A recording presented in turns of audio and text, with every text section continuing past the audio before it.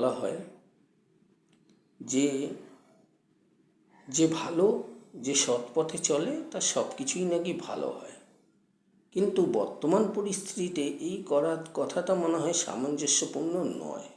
কারণ আপনি যদি সৎ হন, আপনি যদি অভিজ্ঞ হন, আপনি যদি ভালো শিক্ষা থাকে আপনার মধ্যে, তাহলে কিন্তু কেউ আপনাকে পাত্তা দেবে না।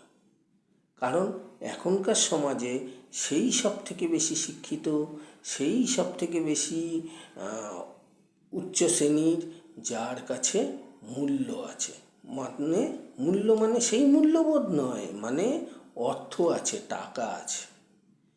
আপনি ভালো করে সমাজের দিকে তাকিয়ে দেখবেন, আপনি বা আমি হয়তো যে লোকটা জ্ঞানের অধিকারী, যে ভালো কথা বলছে, যে সত্যি কথাটা আমাদের সামনে তুলে ধরছে, আমরা তাকেই ধাক্কা মেরে সরিয়ে দিচ্ছি। কাকে আমরা বেশি সামনে ডেকে আনছি? সেই ব্যক্তিকে যার হয়তো অক্ষর জ্ঞানটাই ঠিকঠাকভাবে নেই, কিন্তু সে সামাজিকভাবে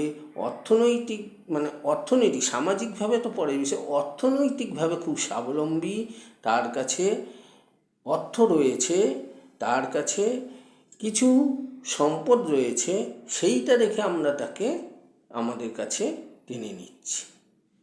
কিন্তু আসলে টানার কথা ছিল ওই ব্যক্তিকে, যার কাছে, যে সত্যিই সৎ, যে সত্যিই অনেক জ্ঞানের অধিকারী, যে সত্যিই আমাদের খারাপ কোনটা ভালো কোনটা বুঝিয়ে দিতে পারে, সেই ব্যক্তিকে। কিন্তু আমরা সেটা করি না, কারণ সমাজের আমূল পরিবর্তন এসেছে, কিন্তু এই পরিবর্তন দরকার।